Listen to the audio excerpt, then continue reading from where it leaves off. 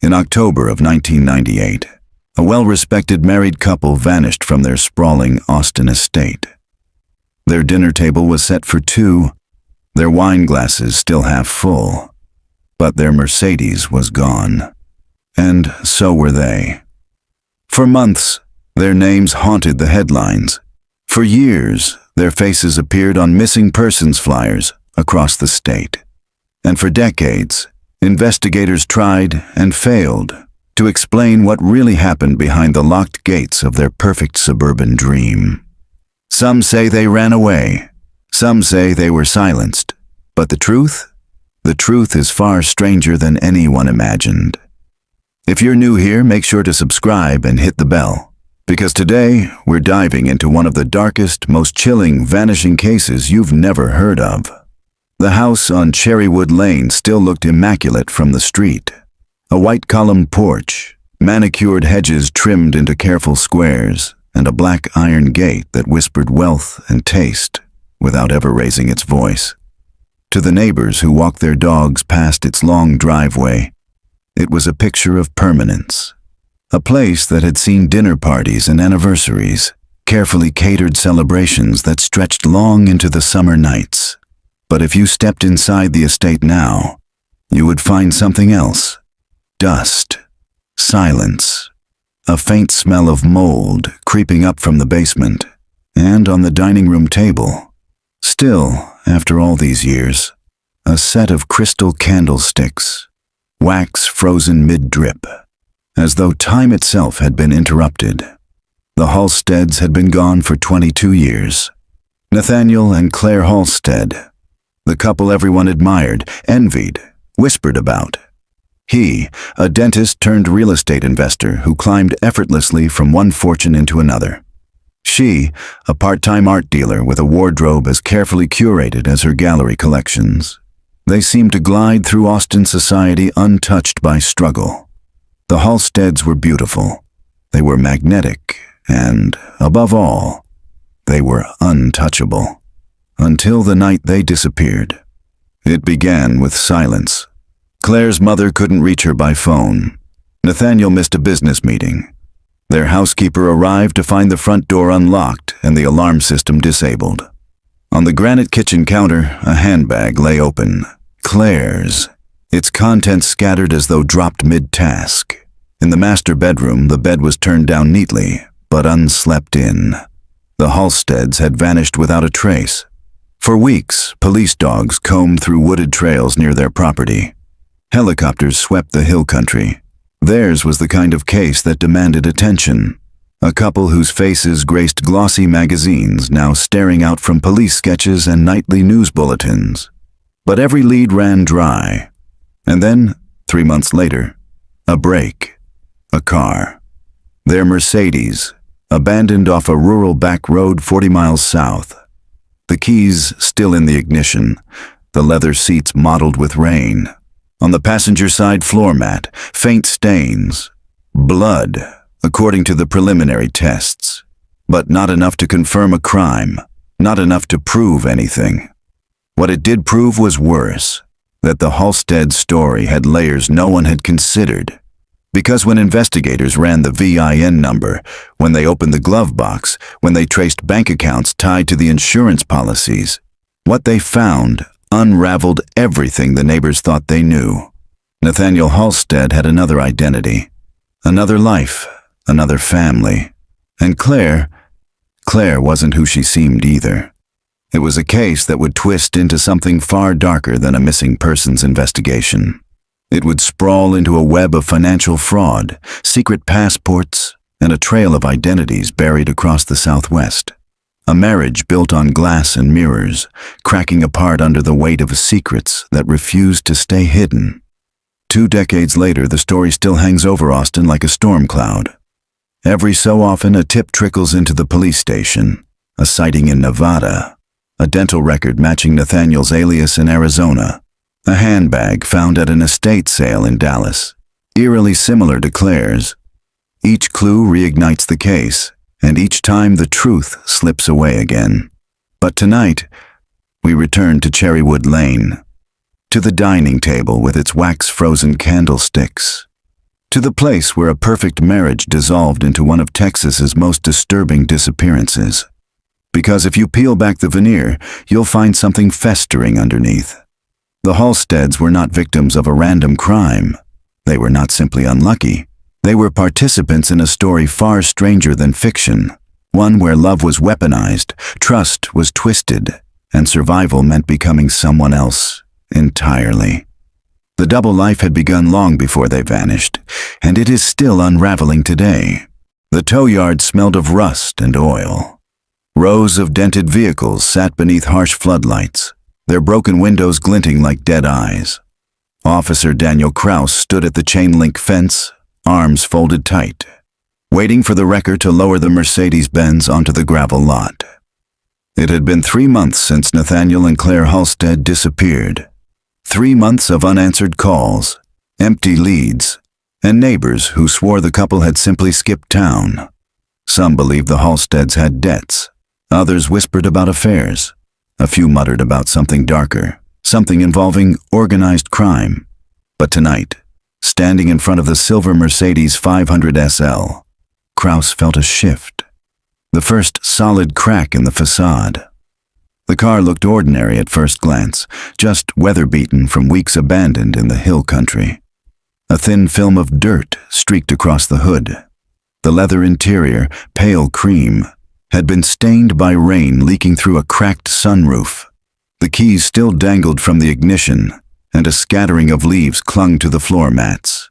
But it wasn't the neglect that made Kraus's stomach tighten. It was the details. The glove compartment, forced open, with insurance cards under a different name. The faint reddish smear on the passenger side mat, too dark to be rust, and the faint, deliberate scratch carved into the dashboard, a single initial. C. Document everything, Kraus instructed the crime techs as they circled the vehicle with cameras. Bag the keys, print every surface. One officer leaned close to the passenger seat. Sir, you'll want to see this. Kraus crouched down. At the edge of the floor mat, tucked half under the seat rail, was a thin slip of paper. He pulled on gloves and slid it free. A receipt. Austin gas station. Dated 3 days after the Halsteads were last seen. That detail alone rewrote the timeline. Until now, investigators had believed the couple vanished on October 12th, the night they missed their dinner reservation at the Lake House Inn. Theories had clustered around that evening. A home invasion, a carjacking, maybe a spur-of-the-moment flight. But if the Mercedes had been filled at a pump days later, someone had been alive and moving. Someone had kept the story going after the public assumed it ended. Kraus slipped the receipt into an evidence bag. His pulse quickened. Behind him, the wrecker driver spat into the gravel. Car wasn't even hidden that well, just sitting out off County Road 221 near an old pecan orchard. Surprised it took this long for anyone to notice. Kraus frowned. And no reports before today? Not a one. Some hunter must have spotted it this week, called it in. The officer glanced back at the Benz, its headlights catching a flicker of reflection from the windshield. Something about it gnawed at him. Why abandon a car where it would eventually be found? Why leave keys in the ignition, documents in the glove box? Unless that was the point. It wasn't just abandonment. It was theater. The next morning, Austin awoke to headlines. Halstead car found in rural field. Missing couple mystery deepens. Reporters swarmed Cherrywood Lane, pressing microphones against the black iron gates. Camera crews angled lenses at the empty driveway. Neighbors in pressed polo shirts and tennis skirts offered sound bites. Lovely people, no enemies. Always kept to themselves.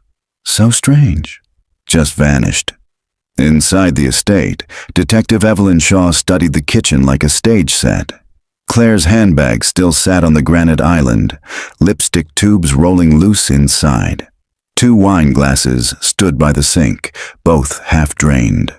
The wine gone to vinegar. And in the dining room, those candlesticks. Wax frozen in time. Shaw crouched beside a drawer, rifling through envelopes of bills. Her eyes narrowed at a credit card statement. Multiple charges in Las Cruces, New Mexico, from just weeks before the disappearance. Boutique hotels, art supply stores, cash withdrawals, all under Claire's name. She tapped her pen against the page. Why drive to New Mexico without telling family? Why stay in hotels when you own a mansion? Her partner, Detective Raymond Vega, leaned against the counter, arms crossed. Maybe they were just getting away. Shaw shook her head. And leave everything behind. Phones, passports, clothes. It doesn't track. She spread the statements across the counter. Patterns emerged. Purchases far from Austin, under names that didn't match. Receipts tucked into Claire's handbag bore different signatures, subtle variations of handwriting. Some neat, some slanted, one written in a hurried scrawl. It was as if someone had been trying on identities like clothes. By the end of the week, the Mercedes yielded more secrets. Forensic labs confirmed the stain on the floor mat was blood, but not just one person's. Two distinct profiles. Neither matched Nathaniel or Claire. That detail detonated through the department like a grenade. Could be transfer, Vega suggested grimly, flipping through the lab report. Someone else bled there before. The Halsteads might have never known. Or, Shaw countered, they were with someone else, someone no one has mentioned. Her voice echoed through the evidence room, where photographs of the car lay pinned across a corkboard. The scratches, the smears, the receipt, the glove box with documents belonging to a man named David Rowe. No one in Austin knew a David Rowe, but in New Mexico, that name carried weight. Shaw circled it in red marker. Beneath it, she scrawled a single phrase, the double life. The desert highway stretched in front of Detective Evelyn Shaw, like a ribbon of cracked asphalt, heat shimmer rising from the sand on either side. She gripped the steering wheel of the unmarked sedan, her partner Vega half dozing in the passenger seat, his sunglasses sliding down the bridge of his nose. New Mexico wasn't new territory for her. She'd driven these roads years ago while shadowing a fugitive case. But there was something different about this trip. This wasn't a hunt for a stranger. This was the unraveling of two people whose photographs hung in polished frames above Cherrywood Lane fireplaces. People everyone thought they knew. They had left Austin at dawn, the Mercedes documents bagged in the trunk, credit card receipts, that Las Cruces trail, the glove box insurance paper under the name David Rowe. It was all they had, but it was enough to justify the drive. Wake up, Shaw muttered, nudging Vega as they approached the city limits. We're here, Vega rubbed his face. Doesn't look like the kind of place millionaires hang out. Shaw didn't answer. She pulled into a cracked asphalt lot outside the Desert Star Motel, its neon sign flickering in the dry morning light. The statement from Claire's card had listed this address 2 weeks before she vanished. The motel office smelled of stale coffee and dust. A television buzzed in the corner, tuned to a soap opera with the volume low. Behind the counter sat a man with thinning hair and a heavy southwestern accent. Afternoon, Shaw began, flashing her badge. Detectives from Austin. We're looking for records from October, rooms registered under Claire Halstead or David Rowe. The man leaned back, frowning. Halstead doesn't ring a bell. Rowe. He shuffled through a filing cabinet, fingers dragging across paper. He paused, then pulled a card free. David Rowe, checked in for 3 nights, paid cash, drove a dark sedan, came with a woman, early 40s maybe. Brown hair, fashionable. They didn't use last names, just first. He signed everything, David. She signed nothing. Shaw felt her pulse climb. Did anyone else see them? Housekeeper said they kept to themselves. Room smelled of cigarettes. They left early, didn't check out proper. Keys on the table. He hesitated, then added, Housekeeper said something else. Thought she heard them fighting the second night. Raised voices. Then silence. Room 12 still sat at the far end of the row, curtains drawn, the door's paint peeling beneath the sun. Shaw stepped inside. It smelled faintly of mildew, though the sheets had long been stripped. Still, details lingered. Scratches on the cheap dresser top, a cigarette burn in the carpet, and carved faintly into the wood of the bathroom door, almost invisible unless the light hit just right. C.H. Claire Halstead had been here. Vega crouched by the sink. "Look at this." He held up a small pill vial wedged behind the plumbing. The label had been torn away, but inside lay 2 capsules, pale blue. "Bag it," Shaw said. Every detail added to the puzzle. A couple living under false names, fighting, leaving things behind like breadcrumbs, and all of it far from the mansion where their perfect lives had been staged. By late afternoon, they sat in the Las Cruces police station, the desert sun slanting through dusty blinds. Local officers had joined them, scanning the files. "David Rowe," a sergeant muttered. "That name's come up before." He pulled an old case folder. 2 years back, a property dispute outside of Santa Fe. Man matching his description bought land under that name, never developed it, then disappeared. He slid a photograph across the table. Shaw's breath caught. The grainy surveillance still showed a man at a bank counter. Tall, dark hair, strong jaw. Even in poor resolution, the resemblance was clear. Nathaniel Halstead. But the clothes were different. Less polished. The glasses, the posture, altered. He wasn't posing as Nathaniel. He was someone else entirely. Vega leaned in. So the husband had another life, money, land deals, and she was with him? Shaw tapped the photo. Maybe not with him, maybe trapped by him. The sergeant shook his head. Doesn't square. Locals say she signed for paintings at a gallery here, under the name Anna Vale. That wasn't with him. She came alone. 2 names, 2 identities. Husband and wife, each playing separate roles. Parallel lives that bent and twisted but never overlapped where anyone could see. Shaw scribbled notes, her mind racing. The double life isn't just his. It's hers too. That night, in a roadside diner lit by buzzing fluorescents, Shaw studied the evidence spread across the booth table.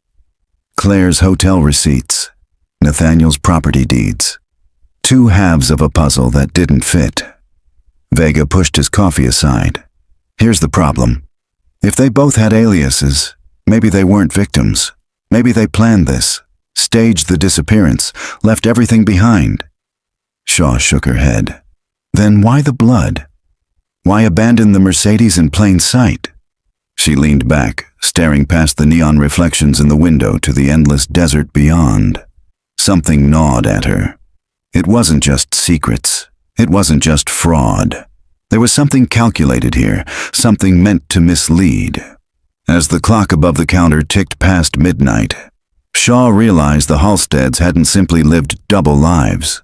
They had been playing a game, and someone else was moving the pieces. The Vale Gallery sat on a quiet street just off the plaza in Santa Fe, tucked between a coffee shop and a store selling turquoise jewelry. Its facade was understated. Whitewashed adobe, a single wooden door, no neon, no clutter. A brass plaque read simply, Vale. Detective Evelyn Shaw stood outside for a moment, watching passers-by drift along the sidewalk, oblivious. Tourists with cameras, couples sipping iced coffee. None of them could imagine the reason she was here. That this gallery might hold the missing threads of a woman who had vanished into myth. She pushed open the heavy door. A bell chimed softly. Inside, the air was cool, scented faintly with varnish and cedar.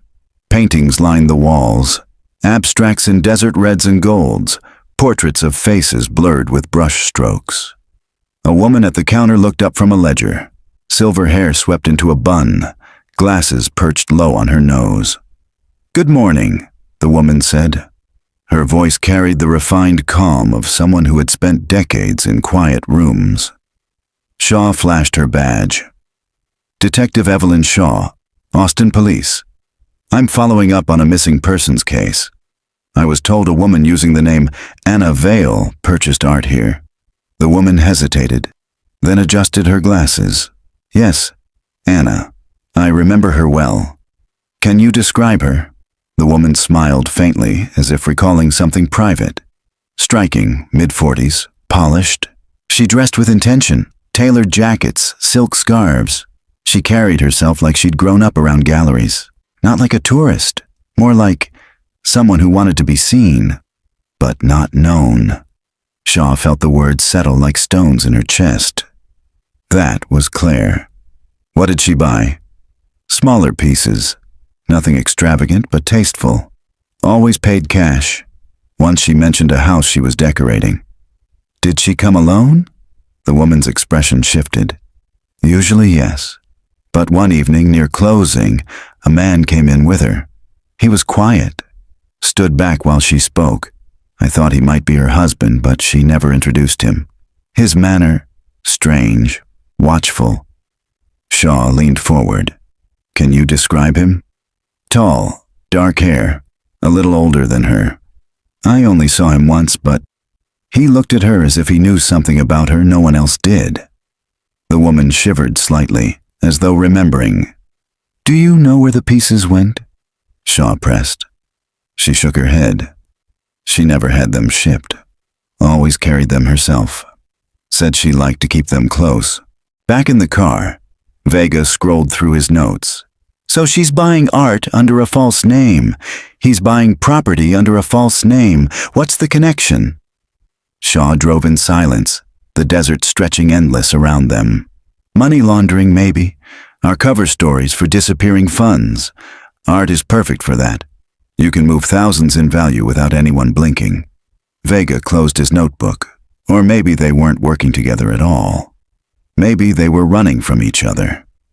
Shaw considered this.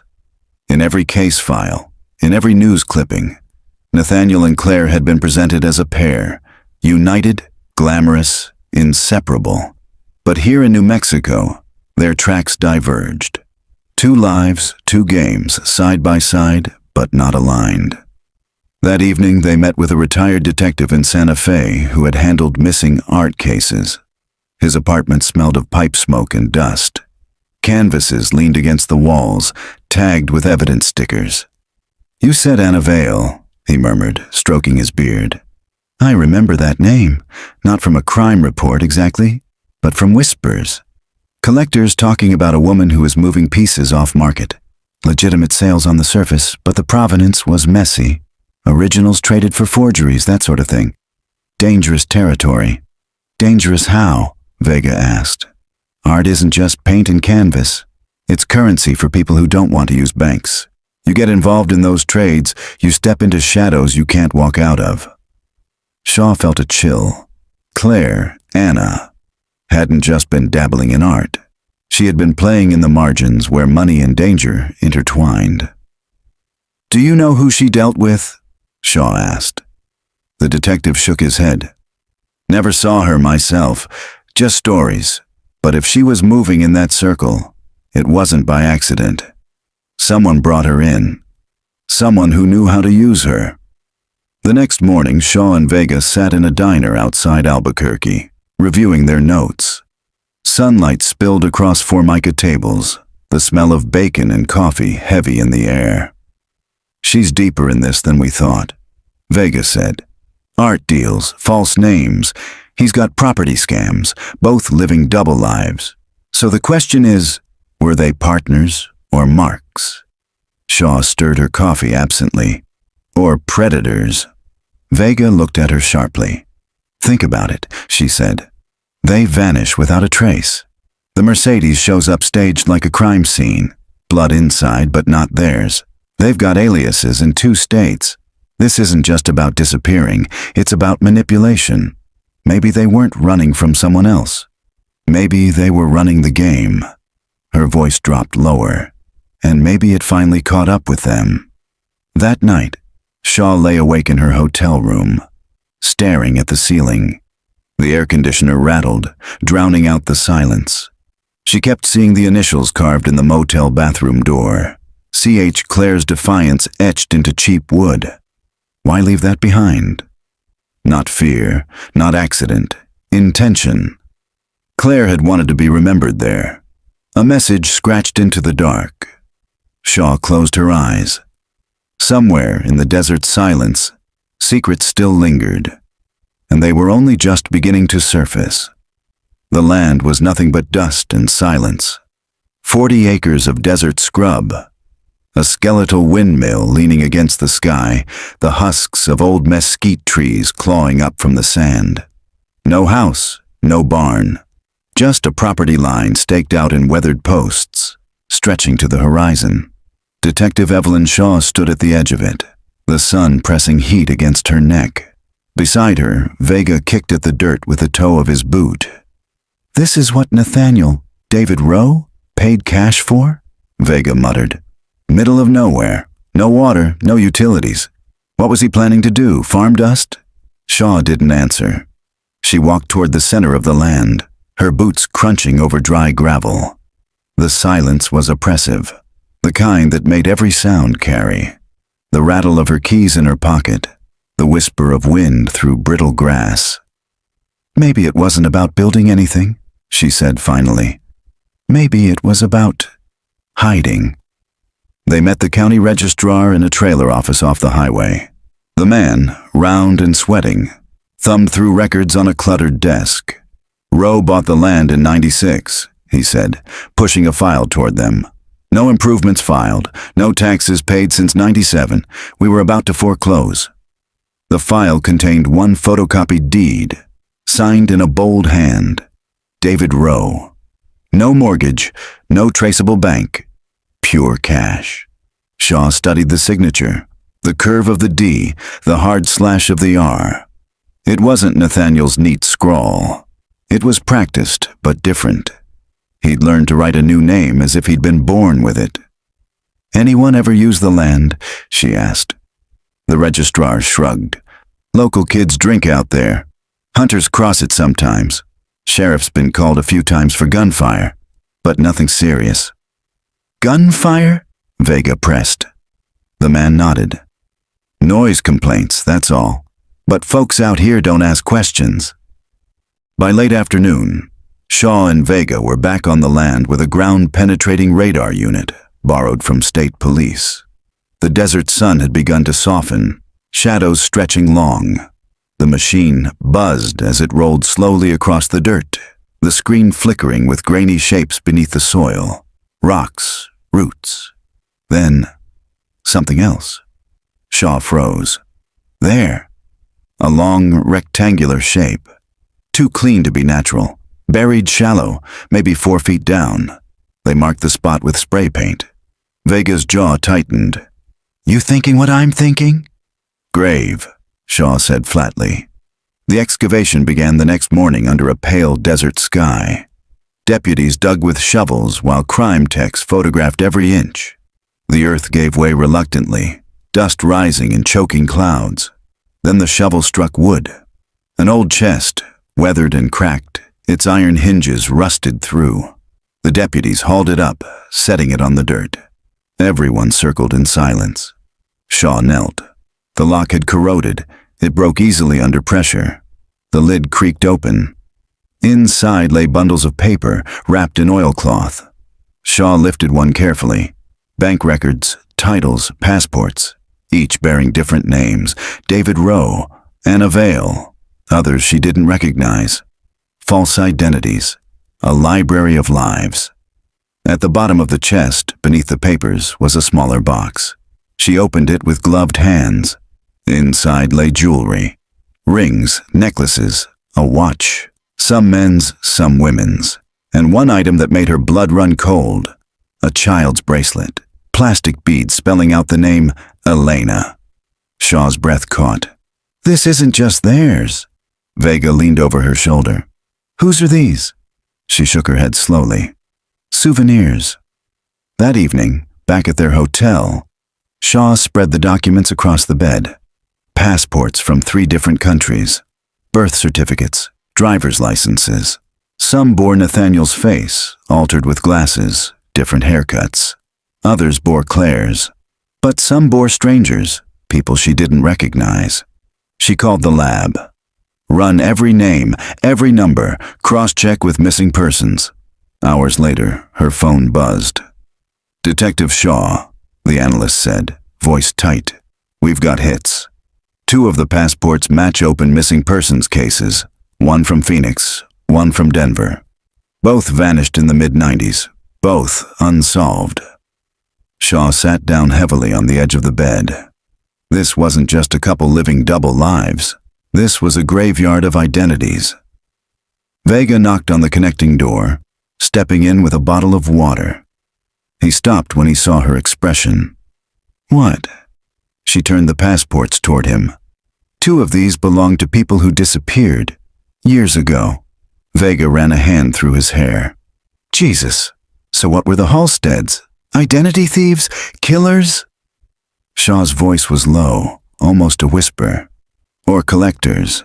People who lived through others until the seams came apart. She stared down at the bracelet again. The childish beads, faded but intact. Someone's daughter, she murmured.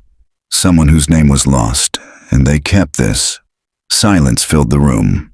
The desert outside seemed to stretch endlessly, as if it might swallow every secret hole. But the chest had been found, and whatever truth it contained was clawing its way to the surface. The Austin Police Headquarters conference room smelled of burnt coffee and old carpet.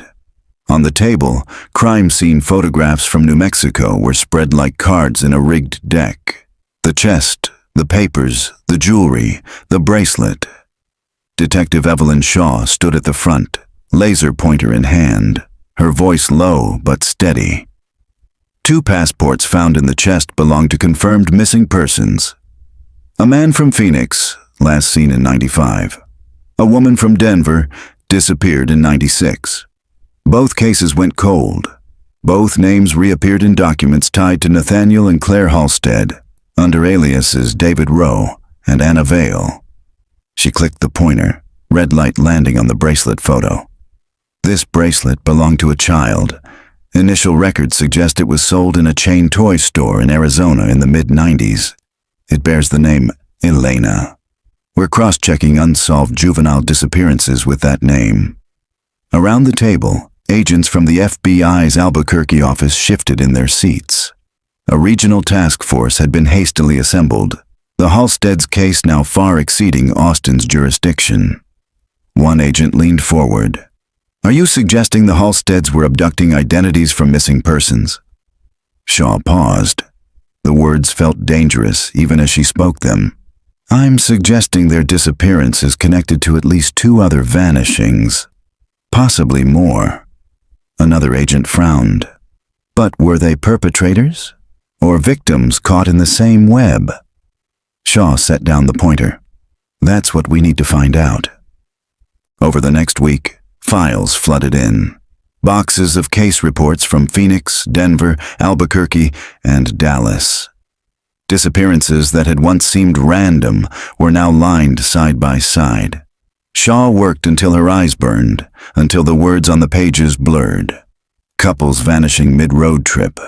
Families leaving behind set dinner tables, half-packed bags, unlocked doors, and in every case, small inconsistencies. Credit cards used days later. Cars found abandoned but intact. Purchases of art. Purchases of land. Always cash. Vega sat across from her, his tie loosened, sleeves rolled. It's like someone's weaving the same pattern over and over, he muttered. Shaw rubbed her temples. Or the same people. Testing how far they could go before anyone noticed. On the 4th night, Shaw drove alone to the Halsteads' abandoned estate. The gate creaked as she pushed it open, her flashlight cutting a thin beam across the manicured lawn gone wild. Inside, the air was stale, heavy with dust. She walked past the candlesticks frozen mid-drip, past Claire's scattered handbag, past the silent kitchen. She stopped in the study. Shelves of leather-bound books lined the walls. Tax records, real estate portfolios, dental journals from Nathaniel's first career.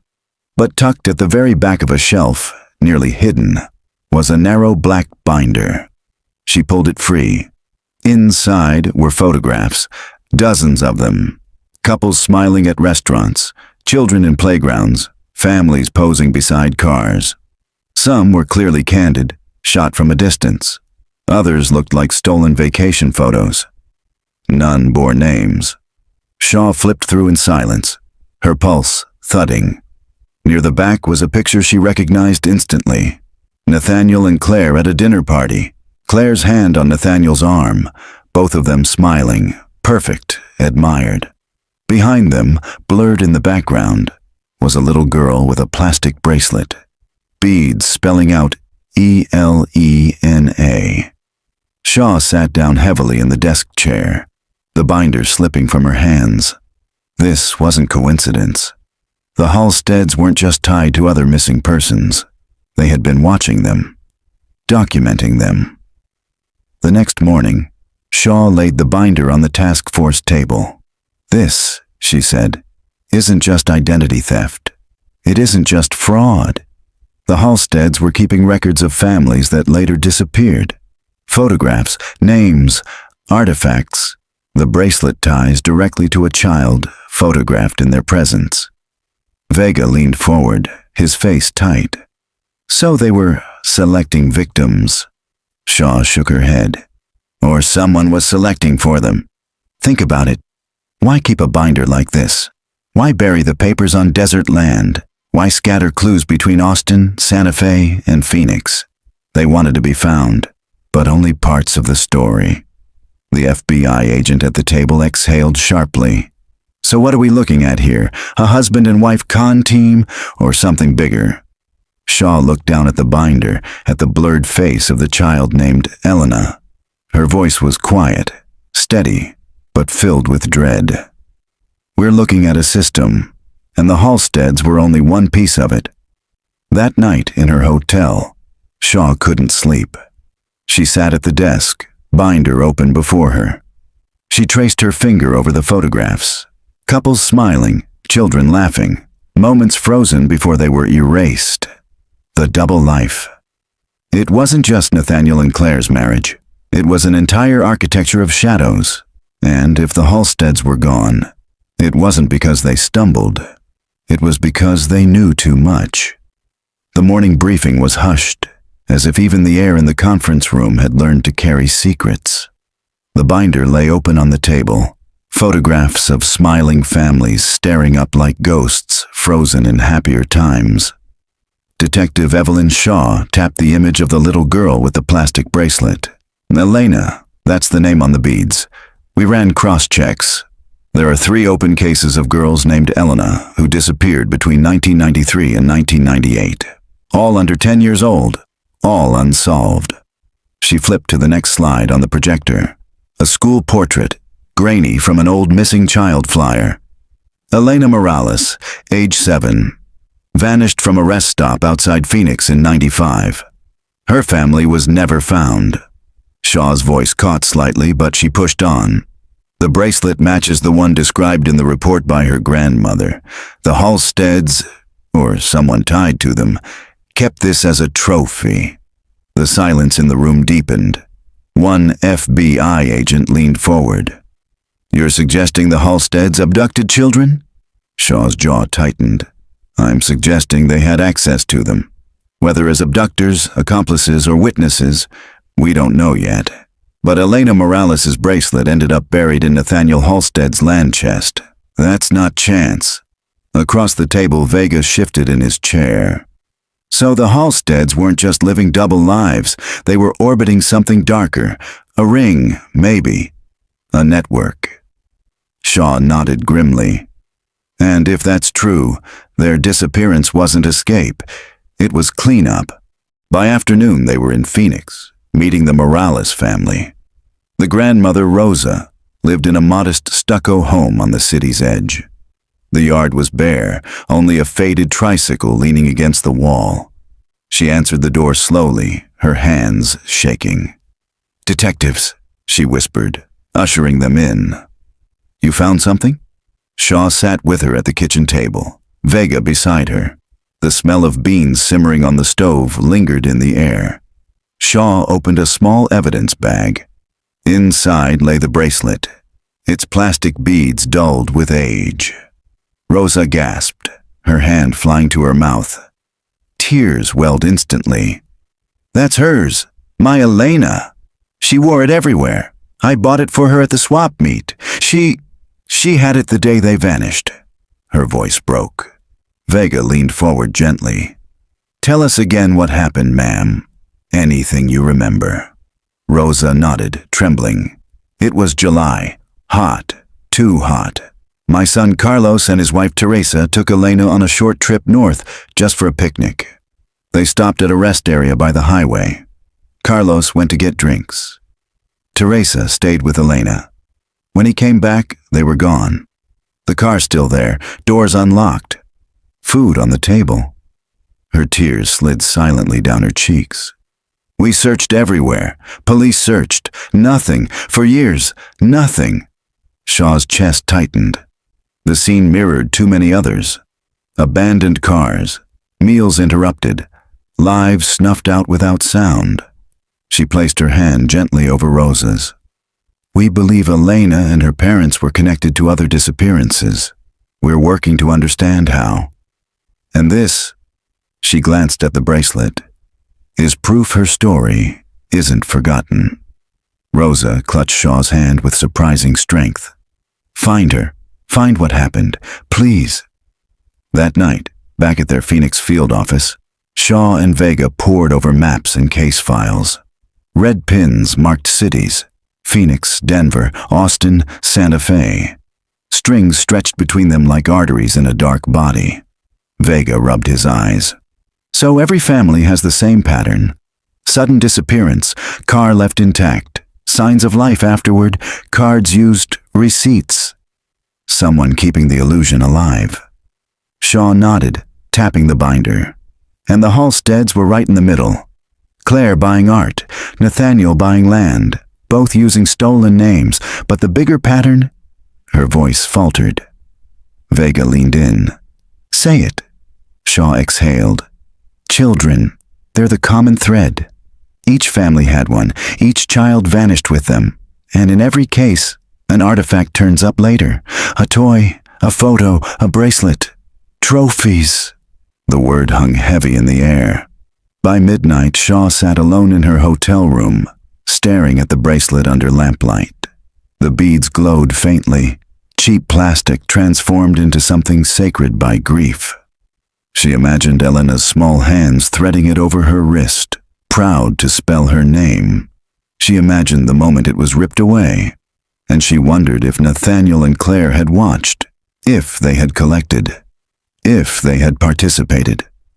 The thought made her stomach twist. She set the bracelet back in its bag and closed her eyes. Sleep wouldn't come. Only the echo of Rosa's voice. Find her. Find what happened. The next morning, Shaw received a call. "Detective," the lab analyst said, his voice urgent. "We pulled partial prints from the passport pages in that chest. One matches Nathaniel Halstead. Another, unidentified, female. And here's the kicker. We found traces of children's fingerprints on the jewelry box. Multiple sets." Shaw's grip tightened on the phone. "Children? Yes, likely under 12. At least 3 different prints. None match Elena." Shaw's pulse thudded. This wasn't just one child. There were more. And the Halstead's shadow was tangled in every one of them. The task force's temporary headquarters in Phoenix buzzed with a tension that never seemed to ease.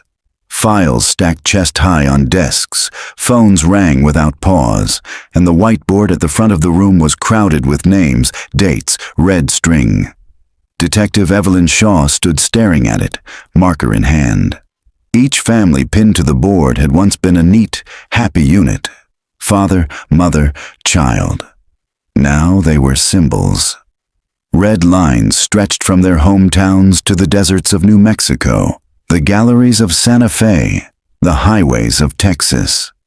6 confirmed vanishings between 1993 and 1998, she said to the room. Each one fits the pattern. Family disappears. Car intact. Credit activity for days afterward. And in each case, a child was present.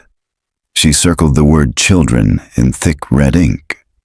Artifacts linked to at least 3 of these children have been recovered. Elena's bracelet, a boy's baseball cap found in Denver, a girl's sketchbook in Dallas, all buried or hidden among Halstead property.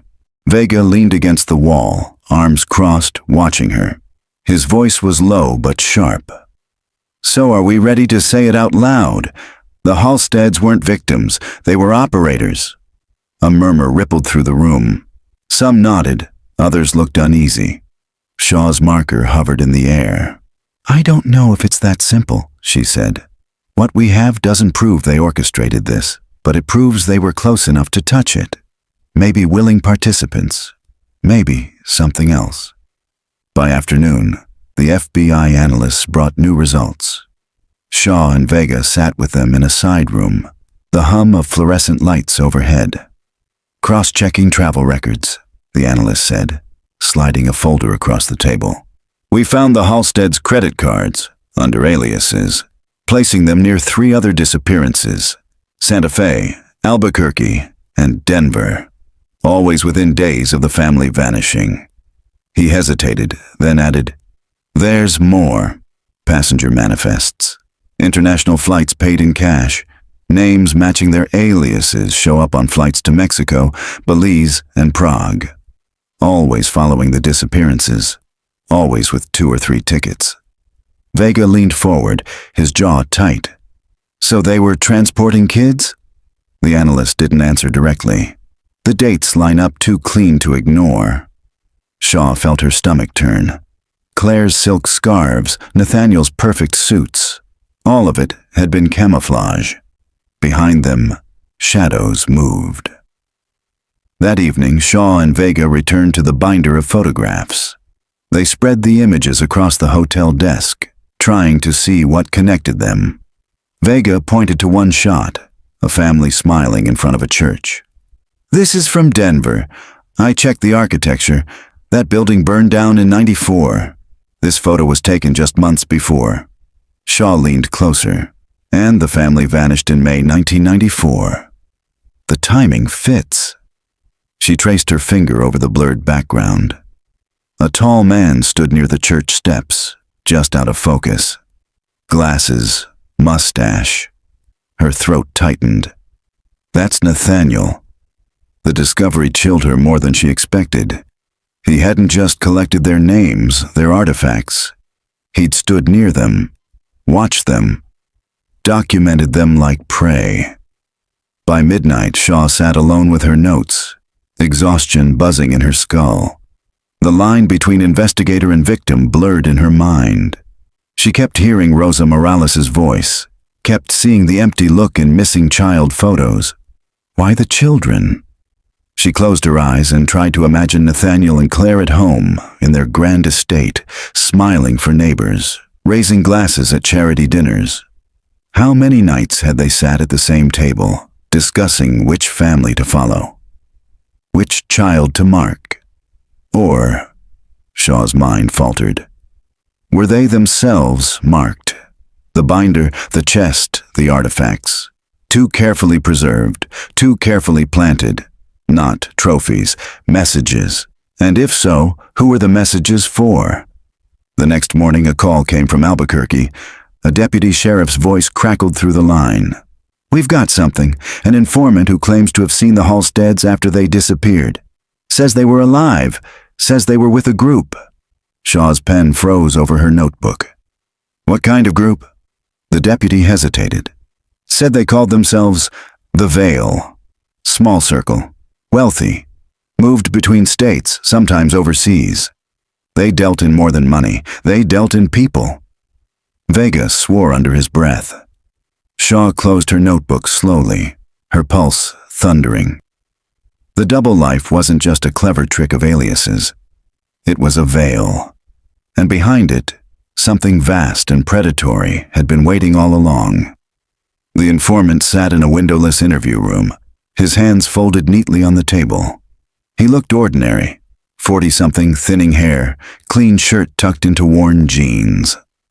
Nothing about him hinted at the words he was about to speak. Shaw and Vega sat opposite, the hum of the recorder filling the silence.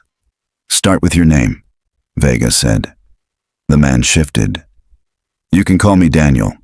That's not my real name, but it's the one I'll use. If this goes beyond this room, I won't live long enough to regret talking."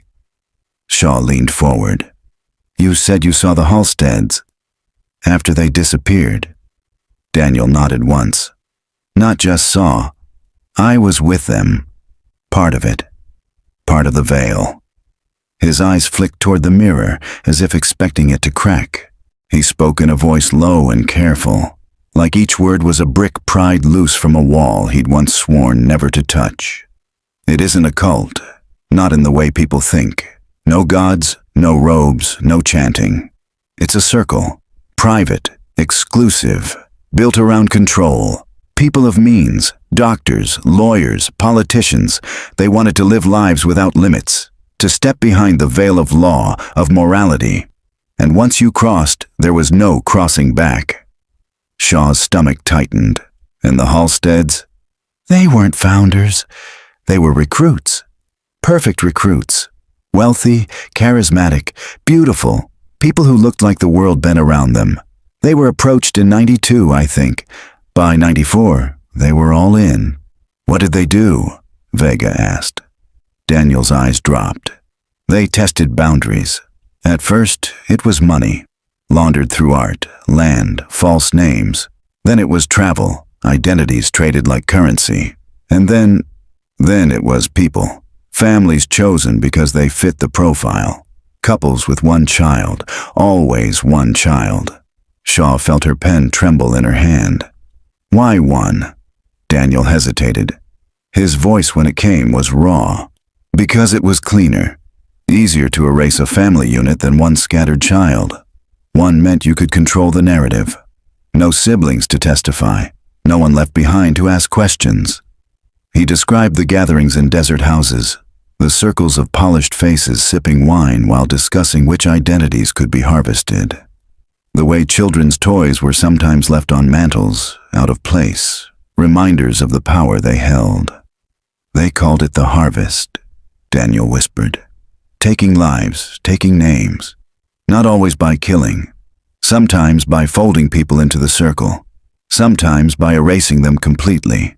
But the children, they were the price, the offering. You give the circle your innocence, and it gives you a life without consequence." Shaw's chest felt tight. "And the Halsteads, what role did they play?" Daniel's expression hardened. "Claire was the charm. She could walk into any gallery, any dinner party, and make people feel chosen. Nathaniel was the architect. He knew how to build structures, businesses, properties, paper trails. Together, they were golden. Everyone admired them. Everyone wanted them at their table." Vega's voice was sharp. "So what happened? Why did they disappear?" Daniel leaned closer, his voice barely audible. "They broke the circle, or tried to. They started keeping their own records. Photos, trinkets, files, insurance, maybe guilt, maybe leverage. But in the veil, that's betrayal, and betrayal is erased." Shaw's heart thudded. "The chest, the binder, the artifacts, not trophies, insurance." "They wanted to leave," she whispered. Daniel's eyes were bleak. "No one leaves. That's why you found their things but not their bodies. The veil doesn't spill blood in daylight. They disappear you, seamless, like you never existed." The interview ended hours later, Daniel pale and sweating, refusing to say more. He asked for protection, though he doubted it would matter. Shaw and Vega walked out into the desert night, the air cool against their faces. The stars above glittered sharp and endless.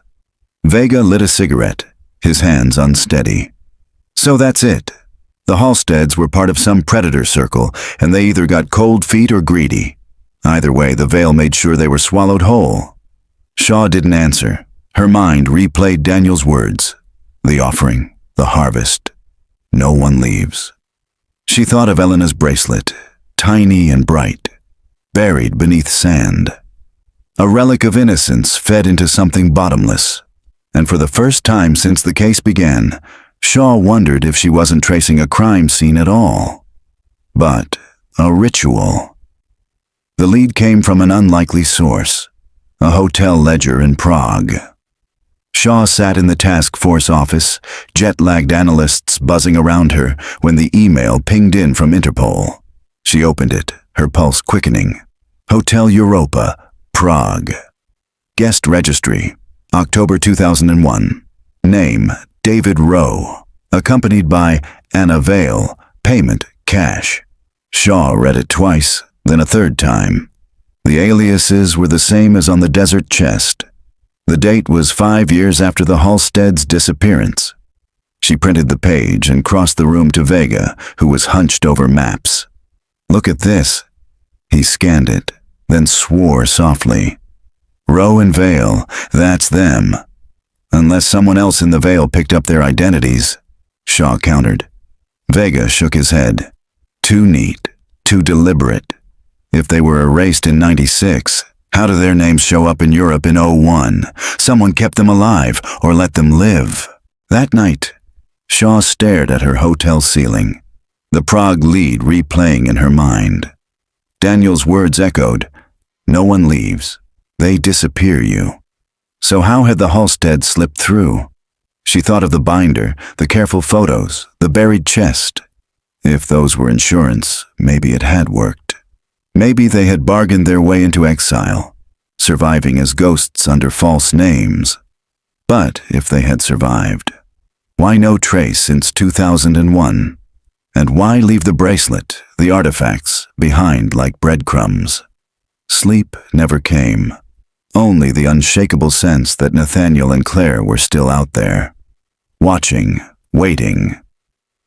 The next morning, Shaw and Vega met with an FBI cryptographer. On the desk between them lay one of the passports from the chest. "We scanned the lamination," the cryptographer said, "and found faint indentations beneath the printed page, invisible without spectrum analysis. It's a code, coordinates Shaw's breath caught." "Where to?" "Southern Utah, a canyon system." Remote Shaw and Vega exchanged a look.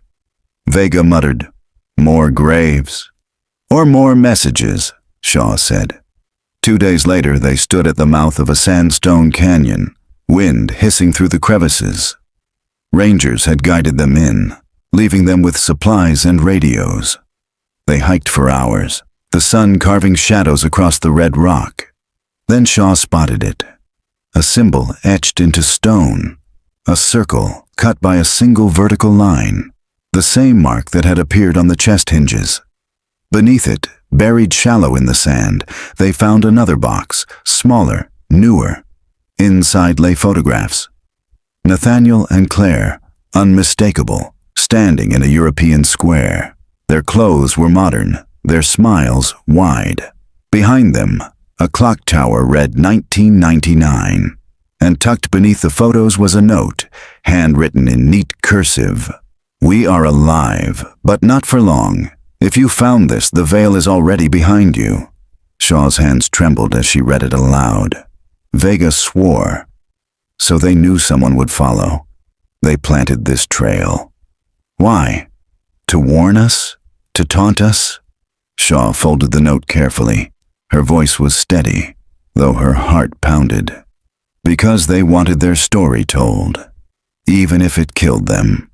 Back at camp that night, the desert stretched endless and silent around them. Shaw stared at the note by lantern light, her mind racing. If Nathaniel and Claire were alive in 1999, alive in 2001, then the veil hadn't erased them immediately. Perhaps they had bargained. Perhaps they had fled. But if they were still alive, then maybe they were still running. And maybe the circle was still watching. The thought chilled her more than death. Because if the veil erased the Halsteads, what chance did she and Vega have now that they were holding the same secrets in their hands?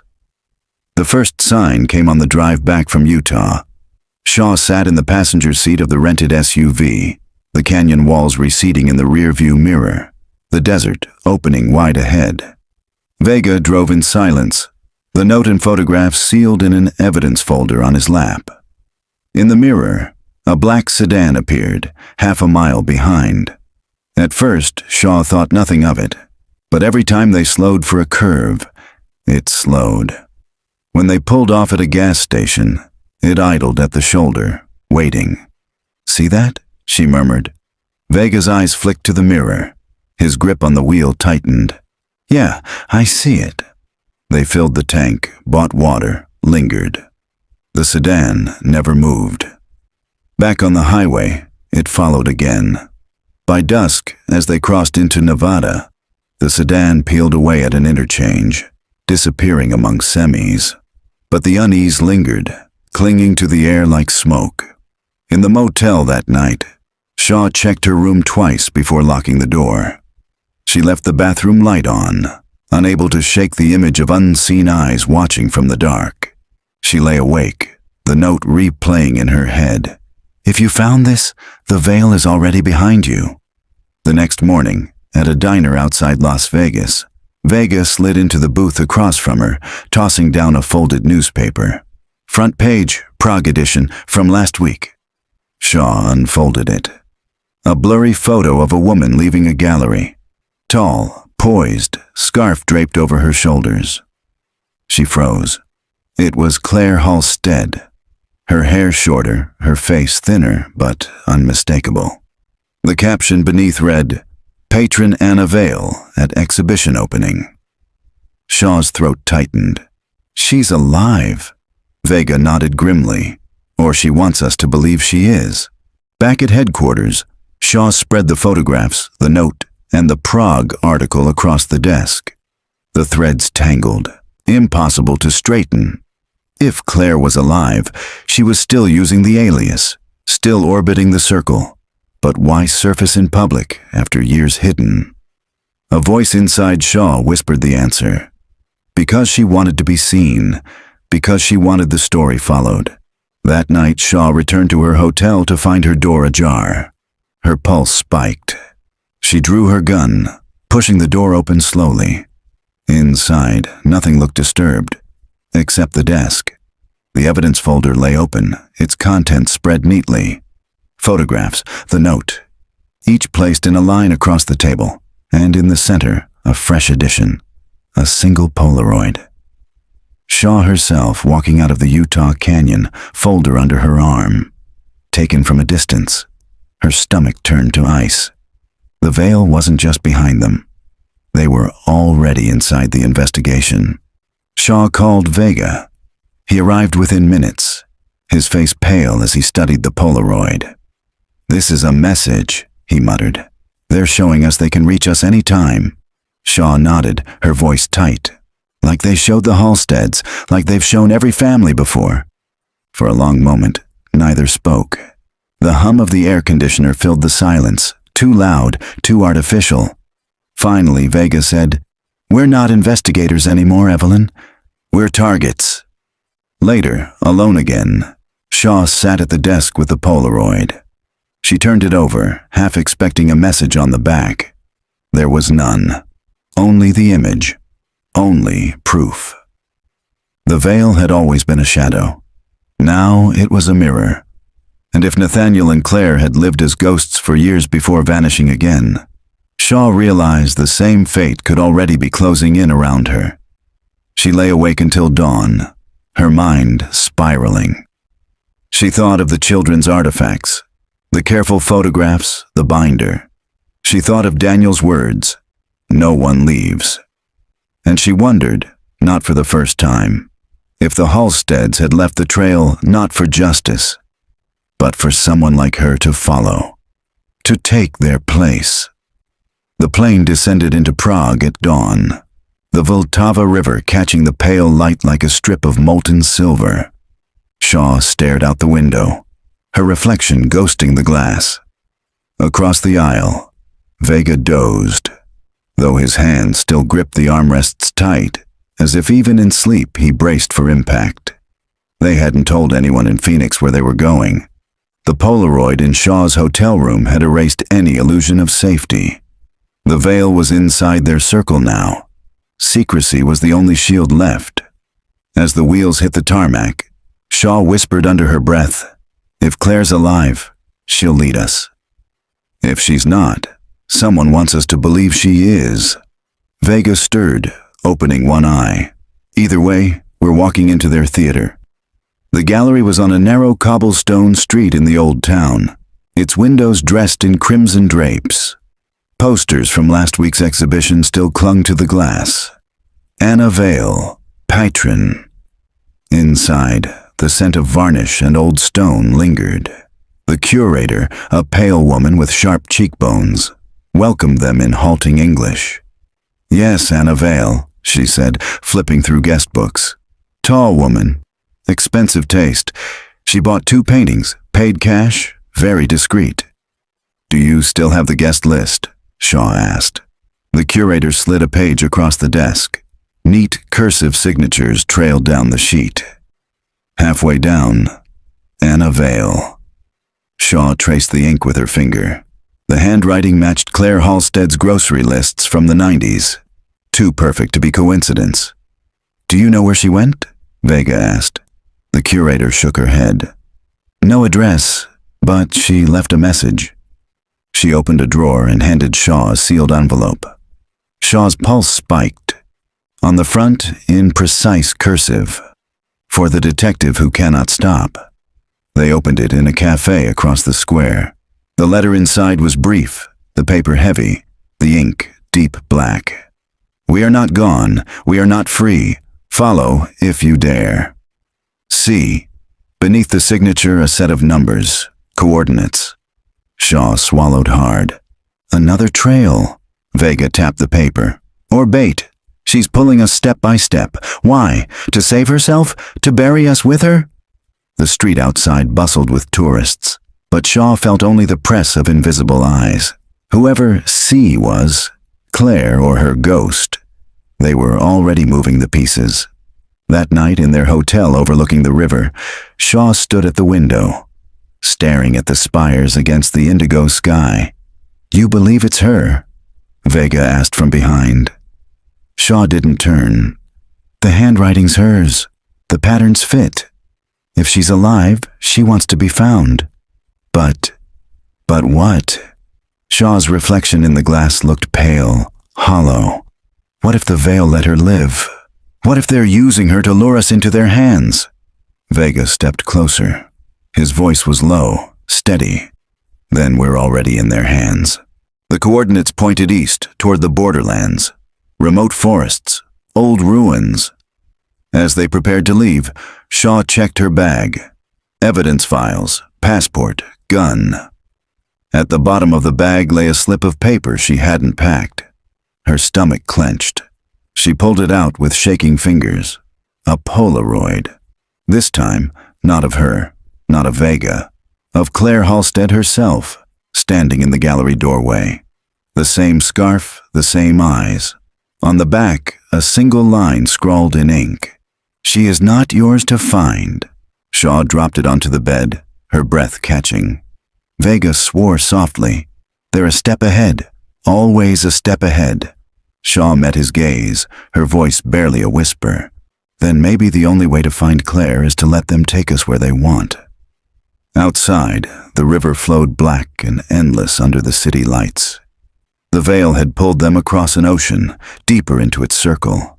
And as Shaw lay awake in the foreign dark, she knew the final move was coming. Not from her, not from Vega, from Claire, or from whatever remained of her. The forest was silent except for the crunch of boots on frozen leaves. Shaw pulled her coat tighter, breath rising in pale clouds. Vega walked ahead, flashlight beam cutting through the dense tangle of birch and pine. The coordinates had led them here, to a patch of wilderness on the Czech border, hours from the nearest village. Remote enough that no one would hear a scream. Shaw's hand brushed the letter in her pocket, Claire's taunting script etched into her memory. "We are not gone. We are not free." The words felt less like a message and more like a verdict. They found the ruins near midnight. Stone walls crumbled beneath ivy, the remains of a monastery long abandoned. The arches loomed like broken ribs against the moonlight. Inside, the air was colder, as if the walls still held centuries of grief. On the floor of the nave, a circle had been drawn in chalk. At its center, a small wooden box. Vega approached cautiously, gun raised. "Trap. Always," Shaw whispered. They opened the box together. Inside lay another photograph. Claire Halstead, unmistakable, though older, her eyes ringed with shadows. She sat in a dim room, hands clasped in her lap. On the back of the photo, "We chose wrong. We cannot undo it, but you must see." Beneath the words was another set of numbers. Coordinates again. Vega cursed. "They're stringing us along like dogs." Shaw stared at the photo. Claire's gaze seemed to burn through the paper, pleading, haunted, half defiant. "Or she's begging us to finish what she couldn't," Shaw murmured. They left the ruins at dawn, frost biting their lungs. The new coordinates led to an underground chamber carved into the hillside, its entrance half hidden by moss. Inside, their flashlights revealed rows of shelves. Boxes, files, photographs, an archive. Shaw's chest tightened. "This is it," she breathed. "The Halstead's insurance." Each box was labeled by year. 1992, 1993, 1994. Inside, names of families, travelogues, receipts, photos of children, smiling, oblivious. Vega rifled through the papers, his hands shaking. "It's everyone, every disappearance tied to the veil, all of it documented." Shaw turned slowly, and there, near the back, she saw it. A file marked Halstead. Inside were photos of Nathaniel and Claire themselves, newspaper clippings of their vanished life, a death certificate, falsified, passports, and at the bottom, a final letter. Her hands trembled as she unfolded it. "If this is found, then we are gone. We were both predator and prey. We wanted the veil, and then we wanted freedom. We were fools. Tell our story, and maybe it will not repeat. C.H." Shaw's vision blurred. The words were not defiant. They were confession. Nathaniel and Claire hadn't just stumbled into the veil. They had chosen it, worn it like a second skin, and when they tried to shed it, the circle consumed them. Behind her, Vega hissed, "Evelyn!" She turned. At the entrance, figures stood silhouetted against the pale light. 3, maybe 4. Still, watching, not police, not locals, the veil. Shaw's gun was already in her hand, though she knew it was useless. The figures didn't move closer. One of them raised a hand, as if in warning or in benediction. Then silently, they melted back into the trees. Vega's voice shook. "They let us live." Shaw looked down at the files, the photos, the Halstead's final letter. Her voice was flat, hollow. Number. They wanted this to be seen, to be carried, to be remembered. She placed the letter back in the file and closed the box. "They don't erase everything," she whispered. "They choose what survives." By the time they emerged from the hillside, the forest was awake with birdsong. Sunlight broke across the ruins, gilding the stones. To anyone passing, the place looked abandoned. Empty, forgotten. But Shaw felt the weight of eyes still on them, unseen but near. Nathaniel and Claire had lived a double life, victims and perpetrators, puppets and players. And in chasing their ghosts, Shaw realized she and Vega had stepped into the circle's stage. The veil didn't just harvest lives, it harvested stories. And now, their story belonged to it too. The press conference was brief. Vega stood at the podium, flanked by officials, speaking words they all knew were carefully measured. International evidence of organized disappearances. A long, unsolved case with new documentation. Investigations ongoing. No mention of the veil. No mention of the figures in the forest, and no names. Not Nathaniel, not Claire. Shaw watched from the back of the room, her face shadowed. Reporters scribbled notes. their pens hungry for a narrative that could never be given. When Vega finished, he met her eyes across the crowd. The look they exchanged was silent, weary, unbreakable. Weeks later, Shaw sat at her kitchen table in Phoenix. The desert light slanted through the blinds, painting stripes across the binder on the table. It wasn't the original. They had sealed that away in evidence. This was a copy. Inside were the photographs of the Halsteads, their aliases, their final letter. She traced Claire's handwriting with her fingertip. We were both predator and prey. The words carried the weight of confession, but also of legacy. Somewhere out there, the circle still existed. Maybe watching, maybe already choosing the next family to vanish. And Claire, whether alive or long dead, had ensured her story would not disappear into silence. She had written her way out of erasure. That night, unable to sleep, Shaw stepped outside. The desert sky stretched wide above her, endless stars pricked into black. She thought of the canyon chest, the buried artifacts, the bracelet of a child who had not been spared. She thought of Claire's face in the photographs, smiling in public, hollow in private. A double life. A double ending. Shaw closed her eyes and breathed in the dry night air. She would carry the story forward, not as evidence, not as myth, but as truth, jagged and incomplete. Because in the end, survival wasn't about living.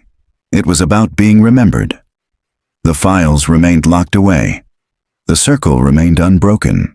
And in some dim corner of the world, where shadows crossed between wealth and hunger, between power and silence, the veil still waited.